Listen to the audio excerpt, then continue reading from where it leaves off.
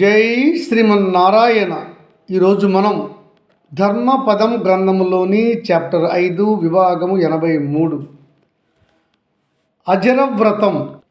ధనవంతుడు పేదవాడు కథ చెప్పిన భీష్మాచార్యులు వారు. వైశంపాయన మహర్షి భీష్మాచార్యులు వారు ధర్మరాజుకు అజరవ్రతం, పేదవాడు ధనవంతుడు అనే కథ చెప్పినట్టుగా నాకు తెలిసింది, దాని గురించి వివరించండి అని అడిగాడు. రాజన్ ఆ విషయాన్ని ధర్మరాజు అడగగా భీష్మాచార్యులు వారు చెప్తున్నారు.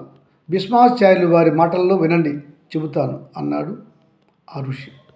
ధర్మరాజా, ధనవంతుడు పేదవాడు, వీరిలో ఎవరు సుఖవంతులు? అజిగర వ్రతం అంటే ఏమిటి? ఒక మానవుడు కీర్తి పొందడానికి కారణం ఏమిటి అనే విషయాలు శామ్యాకుడు అనే బ్రాహ్మణోత్తముడు కథలో చూద్దాం. ఈ శామ్యాకుడు అనే బ్రాహ్మణోత్తముడు శాంతి కాముకుడు. అతడు చెప్పిన విజ్ఞానంతో చూస్తే మానవుడికి కలిమి లేమి రెండింటినీ ఒక త్రాచులోని 2 పల్లెములలో పెట్టి తూస్తే లేమియే బాగుగా తూగింది, కలిమి తూగలేదు అనగా జనమేజయ మహారాజు అడుగుతున్నాడు వైశంపాయనుల వారిని. వైశంపాయన మహర్షి ఎలా నాకు అర్థం కాకున్నది, త్రాచులో ధనవంతుడి కంటే పేదవాడు ఎలా భారంగా తూగాడు, వివరించరా అని అడిగాడు. రాజన్ చెప్తున్నాడు భీష్మాచార్యుల వారు, వినండి, అదే చెప్తాను మీకు. ధర్మరాజా, ధనవంతుడు మృత్యుముఖంలో ఉన్నట్లు ప్రతి క్షణము ఆ ధనాన్ని కాపాడుకోలేక సతమతమవుతూ బాధలు పడుతూ నిరంతరము భయభ్రాంతులకు గురి అవుతూ నిప్పు వల్ల అంటే అగ్ని ప్రమాదాల వల్ల, దొంగల వల్ల, ఇతరత్రా కారణాల వల్ల ఆ ధనవంతునికి శాంతి అనేది ఉండదు. తాను సంపాదించిన ధనం ఎప్పుడు ఏ విధంగా పోతుందో అనే భయంతో అతడు నిద్ర, సరైన ఆహారం కూడా తీసుకోక సుఖంగా ఉండలేడు. ఇక ధర్మరాజా లేమిలో ఉన్నవాడు అంటే పేదవాడు, అతనికి పోయేది ఏమీ లేదు కనుక అతడు ఎక్కడైనా సుఖంగా ఉండగలడు, రాత్రిపూట కంటి నిండా నిద్రపోగలడు. ఎటువంటి బాధతో అతడు ఆలోచనలో పడి అశాంతికి గురికాడు. ఇంకా అతనికి ధనము సంపాదించాలనే కోరిక లేదు. జీవితంలో అడ్డదారులు తొక్కి ధనాన్ని అతడు సంపాదించడు. ధనాన్ని సంపాదించి తన కుమారులకు మనవలకు ధనాన్ని ఇవ్వాలనే ఆశ కూడా అతనికి లేదు కనుక అతను సంతోషంగా ఏ రోజుకి ఆ రోజే ఉంటాడు. అతని జీవితము సాఫీగా సంతోషంగా సాగుతుంది.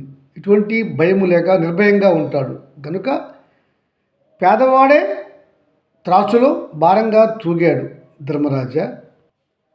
అయితే తాత చెప్పింది బాగే ఉన్నది, విన్నాను, కానీ ధనముపై పేరాశతో అధిక ధనాన్ని సంపాదించాలని కోరికతో ఉన్నవాడు ఎలా సుఖపడతాడు?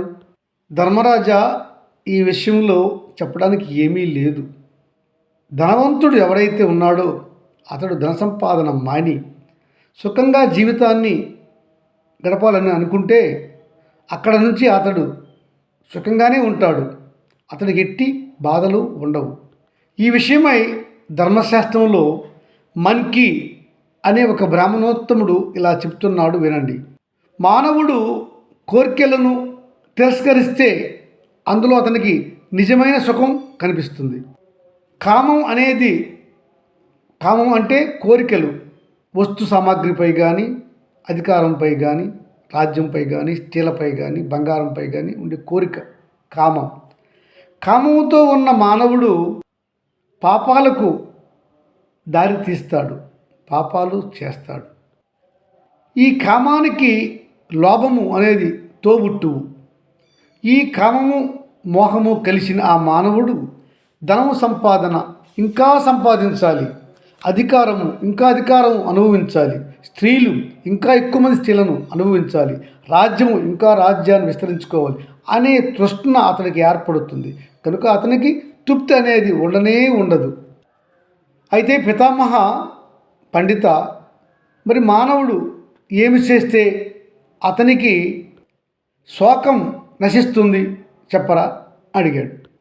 ఇంకా మానవుడు మోక్షం పొందాలంటే ఏ మార్గాన్ని అతను ప్రయాణించాలి, ఎట్టి మార్గాన్ని అతను ఎన్నుకోవాలి, ఎలా మోక్షాన్ని పొందగలడు చెప్పండి అని ప్రార్థించాడు ధర్మరాజు. చెబుతున్నాడు భీష్ముల వారు. ధర్మరాజా, ఈ విషయమై పూర్వము ఒక ఇతిహాస గాథ ఉన్నది. ప్రహ్లాదుడు అనే రాక్షస రాజు శ్రీ మహావిష్ణువుకి గొప్ప భక్తుడు.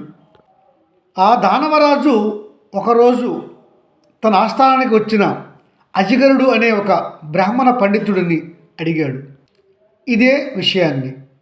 దానికి అజిగరుడు అనే బ్రాహ్మణ పండితుడు సమాధానం చెప్తున్నాడు. ఓ దానవరాజా, మానవుడు మేలు కావాలని కోరుకొని ప్రయత్నిస్తే కష్టములు రావచ్చు.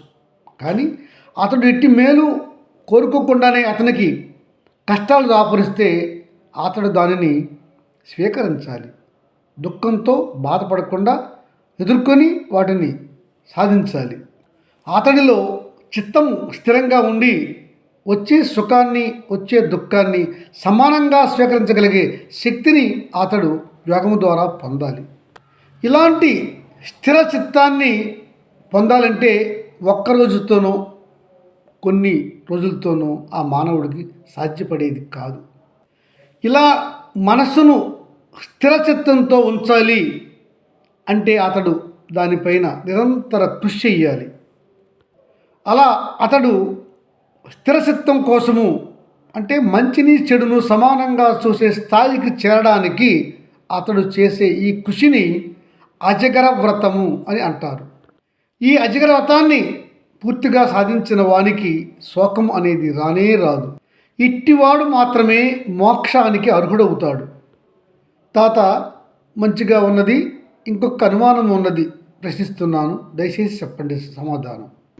బంధువుల కలిమి, కర్మ, ధనము, బుద్ధిబలం అనే నాలుగింటిలో ఏది గొప్పది?